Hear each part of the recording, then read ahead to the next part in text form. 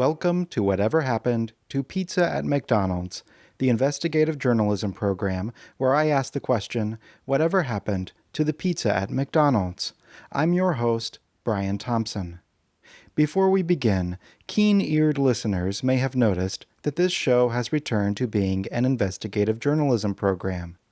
When it premiered, it was merely a podcast, but it quickly surpassed podcast quality and became an IJP. However, a series of events led to my briefly joining a podcast-focused church. To try and elevate the medium, I once again began referring to the show as a podcast. Due to some problems with the direction of said church and the demands brought on by its charismatic leader, I parted ways with the organization some time ago, but continued calling Whatever Happened to Pizza at McDonald's a podcast in the hopes that other podcasts might follow its example and raise their standards of excellence. This has not happened. And starting this week, this program is being broadcast live as part of Whatever Happened to Pizza at McDonald's Radio. However, I do not want to place a heavy burden on the listener's time and patience by referring to the show as a podcast/radio show. So, to keep things simple, I will once again use a descriptor with which everyone is familiar: Investigative Journalism Program, or IJP. And I am humbled to say it is still the #1 IJP in the world. Moving on. As longtime listeners are well aware, the last McDonald's location to serve original recipe pizza was located in the desolate village of Pomeroy, Ohio. Nearly every day, someone who is not very well informed about McDonald's pizza sends me correspondence about a McDonald's location in Orlando, Florida that supposedly still serves it. But true McDonald's pizza heads know that this pizza is a novelty brick oven variety, and not original recipe. Therefore, it should be considered non-canon. The real McDonald's pizza was served in Pomeroy, Ohio, until the year 2017, shortly after I journeyed there and tried the pizza myself. After I confirmed that it was indeed pretty good for the price, I spoke with the manager of the Pomeroy store, who informed me that they had to struggle with their corporate overlords every year for permission to continue serving original recipe pizza. Whether the metaphorical spotlight my program shined on this brave soul was any factor in the McDonald's Corporation's decision to revoke their pizza permission the following year is not for me to decide.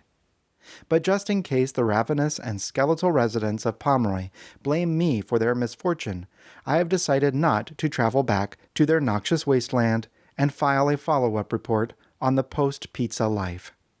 Thankfully, I do not have to. Only a short time ago, while I was out shopping for a lamp, I received correspondence from one of my deputy journalists, Ashley Bridget, who informed me that she had discovered one of the few maps known to show the location of Pomeroy, Ohio, and was following it at that very moment.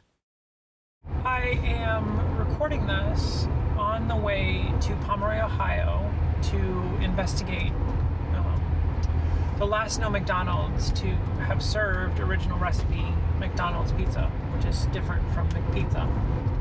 And I wanted to record this now because I'm about 5 minutes away and I didn't want to be sitting in the parking lot talking to myself and opening myself up to ne'er-do-wells to come and accost me or whatever they might do. I just kind of wanted to get down my thoughts and my feelings in going into this momentous occasion, because to me it really does feel like a pilgrimage of sorts. I mean, in the same way that even though this McDonald's no longer serves pizza, at least as my knowledge, it still to me feels similar to how I imagine those traveling to Mecca feel, given the fact that, you know, Muhammad is no longer there. It still feels like a journey to a place of momentous, you know, importance. Great things have been done here, and it feels like a journey of a lifetime. To pay respects and honor to such a great location. I've driven about 12 hours to get here, going only slightly out of my way. I was on my way to work, so this was just a 20-hour detour or so. But it truly does feel like, again, Mecca. Upwards of dozens of people go there every year, and clearly for some reason it feels... In a quarter mile, turn left onto Ohio 833 East. My apologies, that was my global positioning system. I suppose it will get more chatty, so I will pause this report now and check in later. Thank you. When I received the news that Ashley would be filing this report, I was elated. Not just because it would save me quite a bit of money on the wigs and false noses I would need to ever safely infiltrate Pomeroy, Ohio again, but also because I had been curious to know whether pizza had surreptitiously been re-added to the menu, and the world simply had no idea because no explorers were brave or bored enough to report back with their findings. Waiting on them to just appear out of nowhere. Hello. Hello. What can I get for you? Okay, odd question. You all don't serve pizza, do you? Until recently you did? No, we haven't sold pizza for almost probably 3 or 4 years now. Goodness. You're not the only one. I literally had somebody come through last night and she looked at the menu and she's like, you guys don't sell the McPizza anymore, do you? And I was like, no, honey. I was like, it hasn't been here for like 3 years. Well, the McPizza is different from the McDonald's pizza. What is it again? The McPizza is different from the McDonald's pizza. I think the McPizza was basically like a Hot Pocket kind of a deal. I wasn't here when we had those, so I didn't even know they existed. No worries. I'm just curious. Have things been going okay since then, though? Yeah? Okay. Pretty good. Okay. I miss the pizzas, but they are okay. I may have come here just for the pizza. Careful not to hurt the salesperson's feelings by looking like I was using my cellular telephone to compare the prices of online lamp stores to those of my local mom and pop lamp shop, I quickly asked my deputy journalist if she would not mind following one other lead before she left Pomeroy for somewhere legally recognized as an actual place. While researching where I might stay when I visited, I uncovered a dark and terrifying legacy of violence and supernatural shenaniganry at the area's only motor inn, a lodging called the Meigs Motel. The sudden vacuum of pleasure, hope, and will to live that resulted from McDonald's pizza being taken off the menu possibly drew in all manner of evil forces that might call the dilapidated double queen honeymoon suites and ramshackle continental breakfast bars of the Meigs Motel home. Such a remote monument to the macabre might also now serve as the perfect roost for one of the area's most notorious cryptids with a connection to McDonald's pizza, the terrible half-man, half-moth known as Mothman. So I asked Ashley if she could possibly swing by and take a peek through a window. I am here at the Meigs Motel. I'm currently filming as I turn my car around. It does not currently appear that it is open, despite a large sign that maybe is showing up in the video that it is. But there are wooden barriers directly in front that seem to indicate, at least to me, that they are no longer open. Oh no, that's not how I do that. Okay, well, I'm unsure how to flip my video around, so I suppose we will just continue with this. It does not appear to be open. I don't see any cars in the driveway or anything, but it was certainly a interesting place to go, but it again did not appear to be open, though my eyes may be playing tricks on me, or I may be mistaken or affected by a cloud of some sort of Mothman spores as I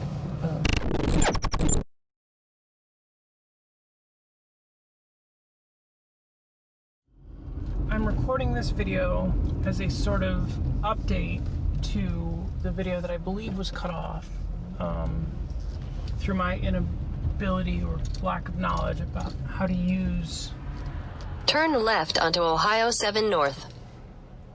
my phone's record function. But despite a large sign on the Meigs Motel, or what ostensibly used to be the Meigs Continue for Motel, 19 miles.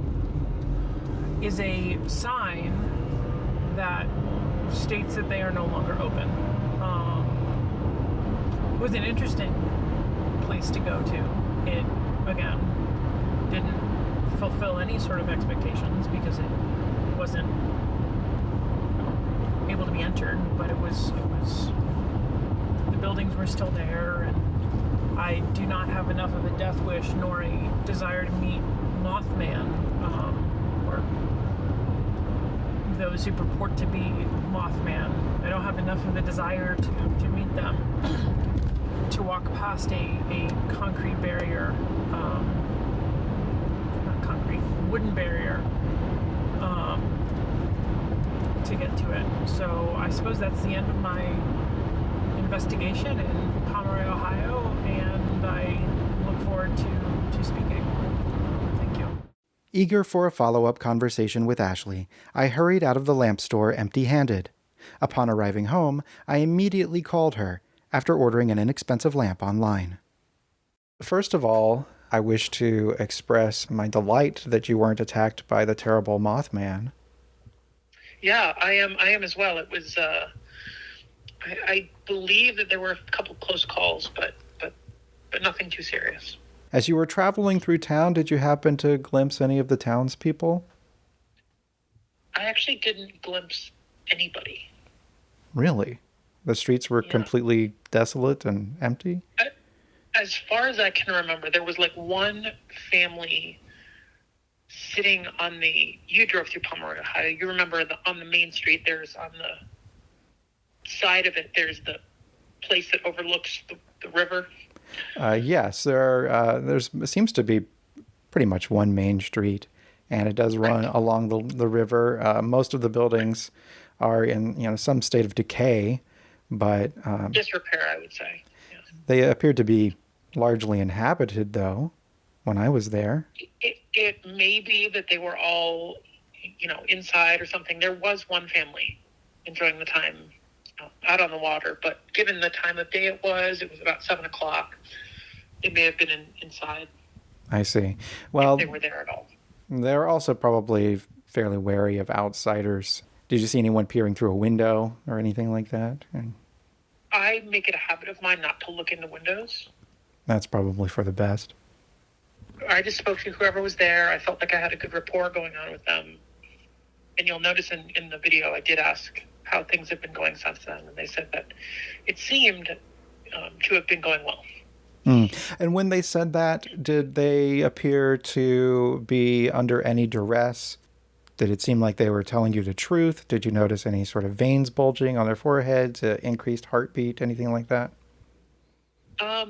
Given that they worked at a McDonald's, there was the normal bulging of veins, but nothing out of the ordinary. They didn't quickly glance over their shoulder at some sort of alcove that could perhaps contain a person with a projectile weapon of some sort or anything like that?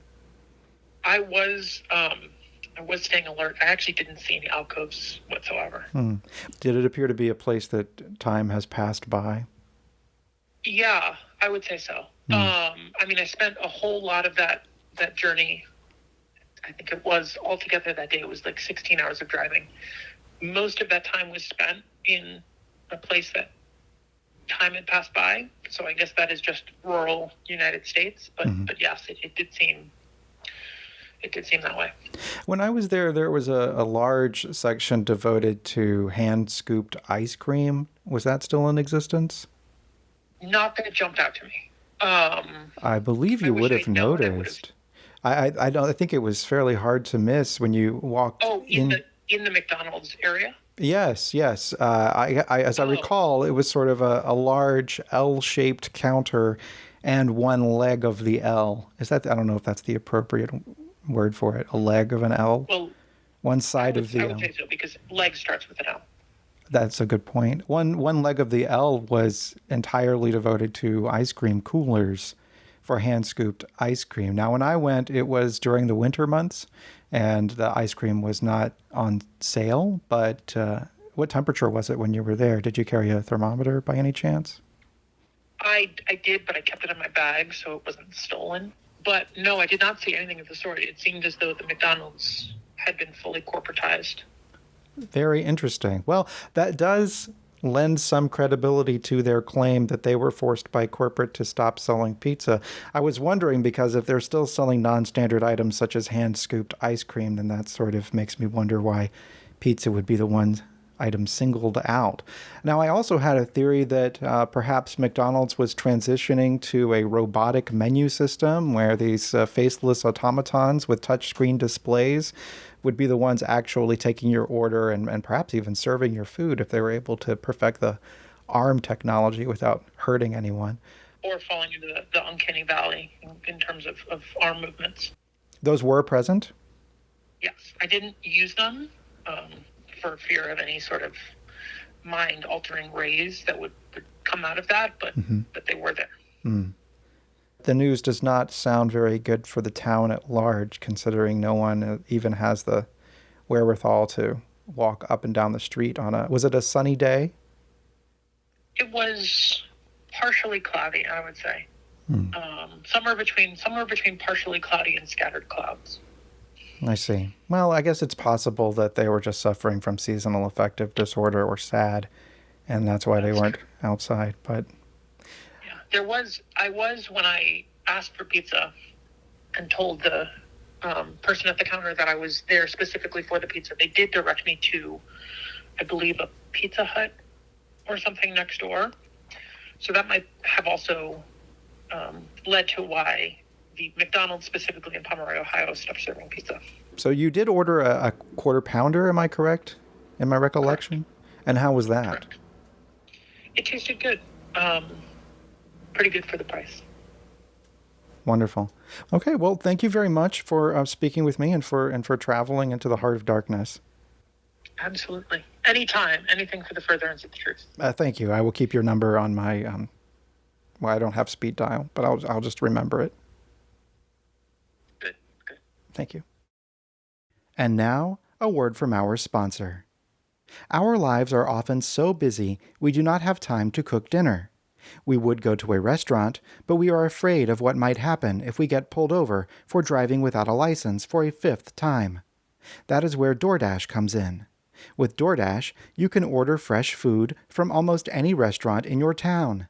After 30 to 160 minutes, it will arrive right at your door, ice cold, and only costing you 3 times what it would if you had picked it up yourself.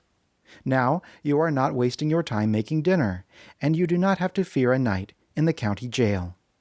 DoorDash. Getting colder all the time. Thank you for listening to Whatever Happened to Pizza at McDonald's. For more information, please visit our attractive website at pizzaatmcdonalds.com, where you will find links to our Patreon, our Twitter and Instagram, and our extensive merchandise store at TeePublic. Visit pizzaatmcdonaldsradio.com for a 24/7 stream of classic episodes, plus the exclusive live broadcast of the full hour-long Whatever Happened to Pizza at McDonald's radio program every Thursday night at 12 a.m. Eastern Standard Time. Finally, you may purchase my best-selling book, How to Be an Investigative Journalist, at howtobeaninvestigativejournalist.com, or wherever books are sold. Do you know what happened to pizza at McDonald's? Do you remember it? Please send all correspondence to pizzaatmcdonalds@gmail.com. And thank you to my invaluable Patreon producers. I'm Brian Thompson, investigative journalist.